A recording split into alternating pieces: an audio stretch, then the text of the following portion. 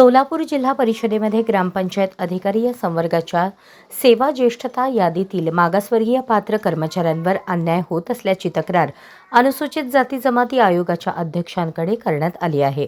दरम्यान उच्च न्यायालयाने निकाल दिला आहे की पात्र उमेदवारांना ओपन कॅटेगरी आणि रिझर्व्ह कॅटेगरी या दोन्ही प्रवर्गांमध्ये तात्पुरती पदोन्नती देण्याची प्रक्रिया करता येईल। ही पदोन्नती सर्वोच्च न्यायालयाच्या नियमानुसार असेल, त्यामुळे जिल्हा परिषदेने उच्च न्यायालयाच्या निर्णयाचा अवमान करू नये अशी मागणी कर्मचाऱ्यांमधून होत आहे। सोलापूर जिल्हा परिषदेच्या ग्रामपंचायत विभागाने ग्रामपंचायत अधिकारी या सेवा ज्येष्ठता संवर्गाची यादी 4 ऑगस्ट 2026 रोजी प्रसिद्ध केली आहे। मात्र या पदोन्नतीच्या तात्पुरत्या यादीमध्ये मागासवर्गीय कर्मचाऱ्यांची नावे वगळण्यात आली आहेत।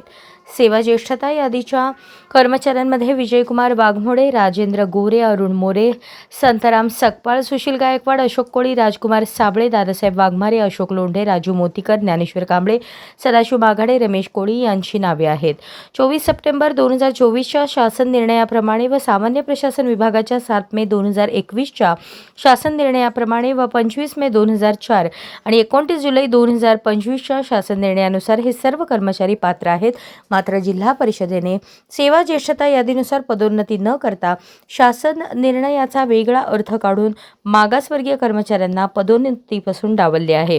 एकूणच पात्र मागासवर्गीय कर्मचाऱ्यांवर अन्याय होत असून नियमाप्रमाणे पदोन्नती देण्याची मागणी कर्मचाऱ्यांमधून होत आहे। अशाच नवनवीन अपडेटसाठी जनता राज्य न्यूज चॅनलला सबस्क्राईब करा, लाईक करा आणि शेअर करायला विसरू नका।